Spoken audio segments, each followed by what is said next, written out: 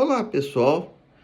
Vamos aqui fazer uma análise do fim de semana de Mundial de Clubes, né? Uma competição inédita em termos do seu formato que se assemelha muito à Copa do Mundo, até a Copa do Catar, né? Com 32 equipes, né? 8 grupos de 4. Aí você chega às oitavas de final e aí é um mata-mata até o vencedor.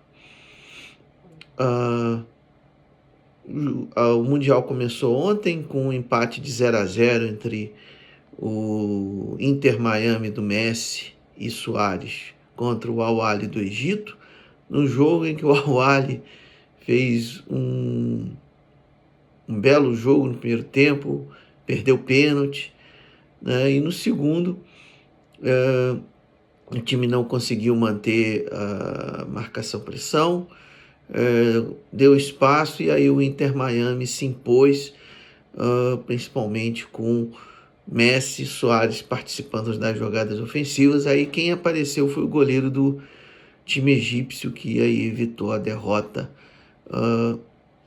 do Al Ahly. O jogo acabou 0-0, né, na abertura da competição. No dia de hoje, tivemos no início dos trabalhos o Bayern de Munique jogando contra o Auckland City da Nova Zelândia. Aí foi uma covardia. O Bayern de Munique, um dos melhores times da Europa, jogando contra um time semi-profissional, né? Time da Nova Zelândia, em que os jogadores têm outros empregos paralelos, né? Levou gol muito cedo, com 6 minutos, e aí não deu nem para saída. Foi 6-0 no primeiro tempo e no segundo 10-0, né? Então o Bayern de Munique desfilou em campo, fez o que quis, né? E vai impor provavelmente a maior goleada dos mundiais, e acho que uma coisa que vai ficar durante um bom tempo, né? Esse placar de 10-0. Aí, no resto do dia, tivemos jogos bem mais interessantes.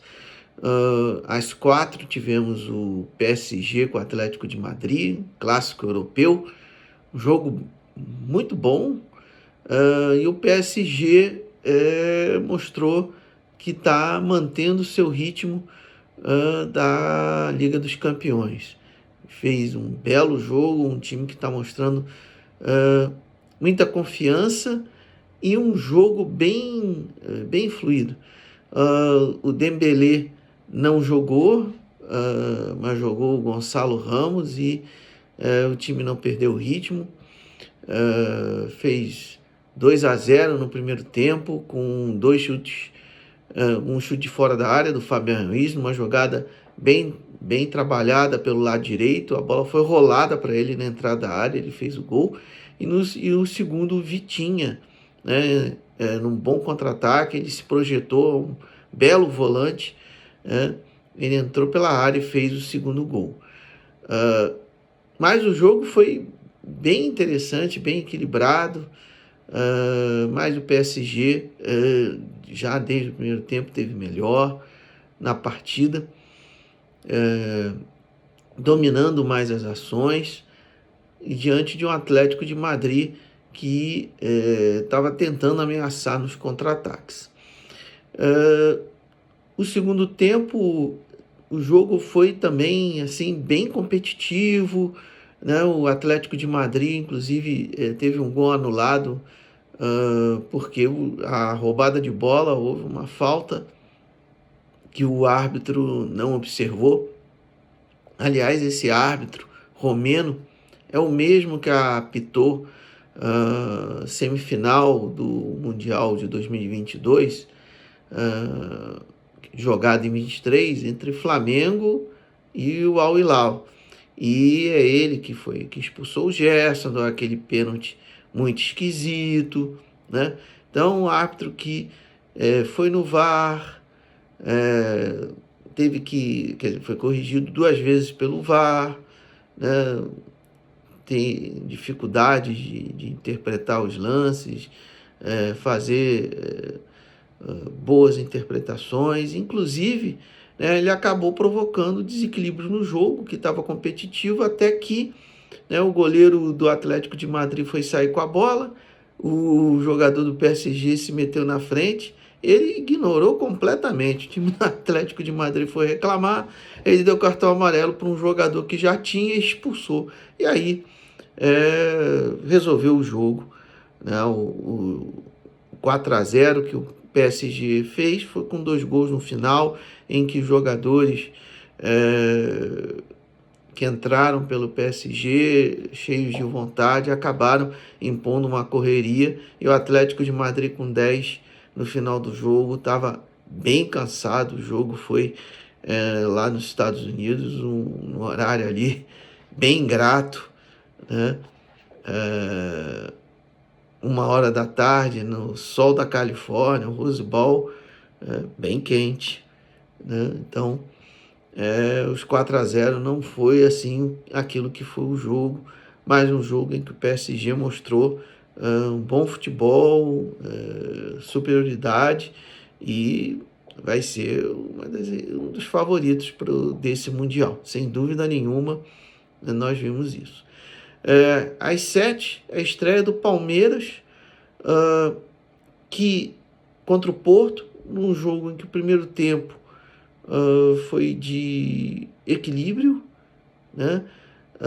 Mas o Porto foi perdendo terreno à medida que o jogo foi passando. O Palmeiras foi dominando, tendo mais a bola, mas no primeiro tempo não conseguiu criar muito, né?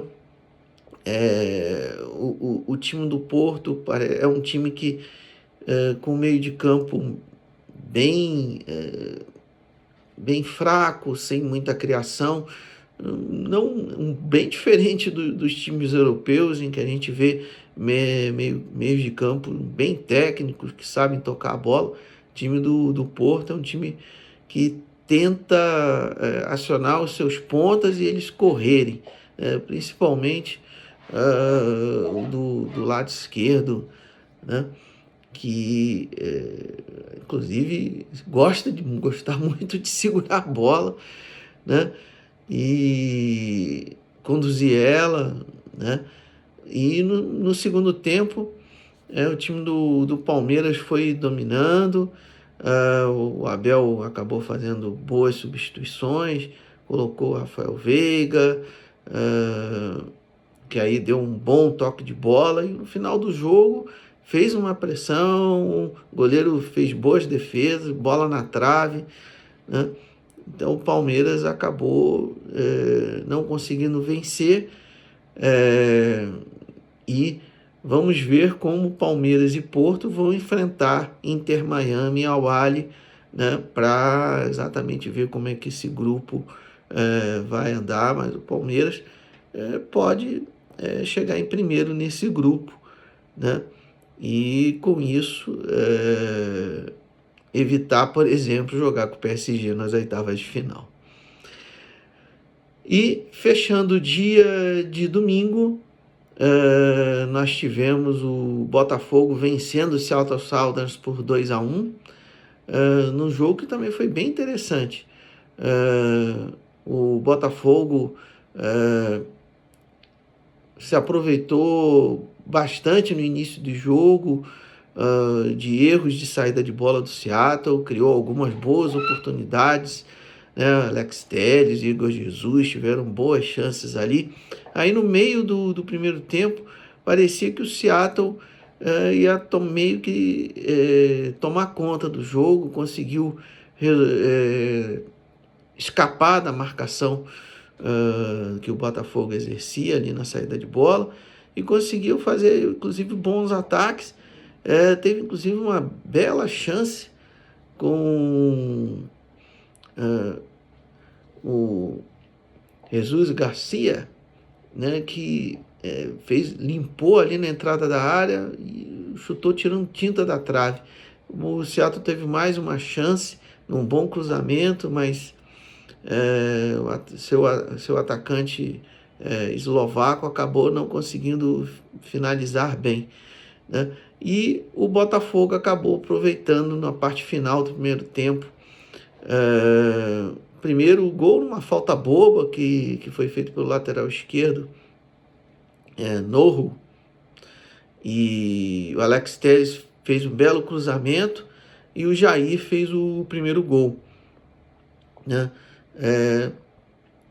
O Botafogo acabou aproveitando um erro e um erro tanto numa falta boba como a bola parada para fazer 1-0.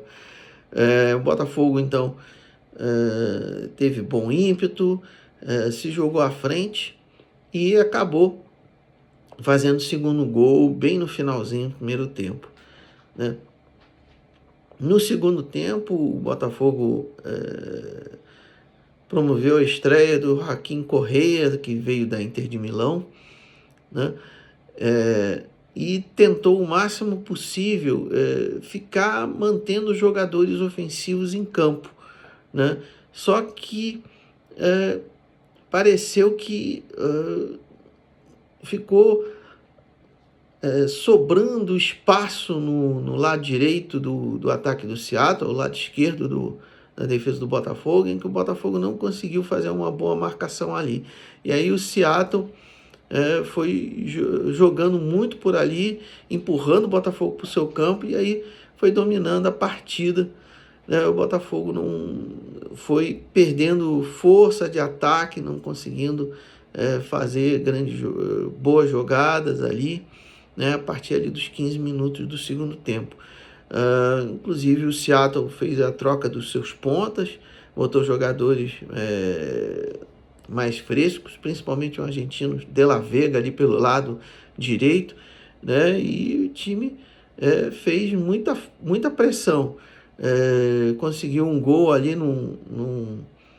numa bola, num escanteio que a defesa aliviou, mas aí o Seattle conseguiu recuperar a bola, fez um novo cruzamento e aí a bola acabou batendo na defesa do Botafogo e enganou o goleiro John, né? E aí o jogo foi bem dramático até o seu final, com o Botafogo sofrendo muita pressão, inclusive ali no finalzinho ali, o Seattle teve algumas boas chances em que a defesa do Botafogo aliviou bastante, né? Conseguiu bloquear chute, o goleiro John fez defesa, em suma, né? A defesa do Botafogo muito bem nesse final de jogo, né?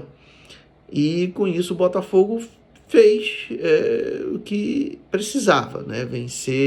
Venceu o Seattle, e aí vamos ver o que vai acontecer, principalmente no jogo com o Atlético de Madrid, né? Que é o jogo que o Botafogo pode tentar de repente vencer ou até mesmo empatar, né?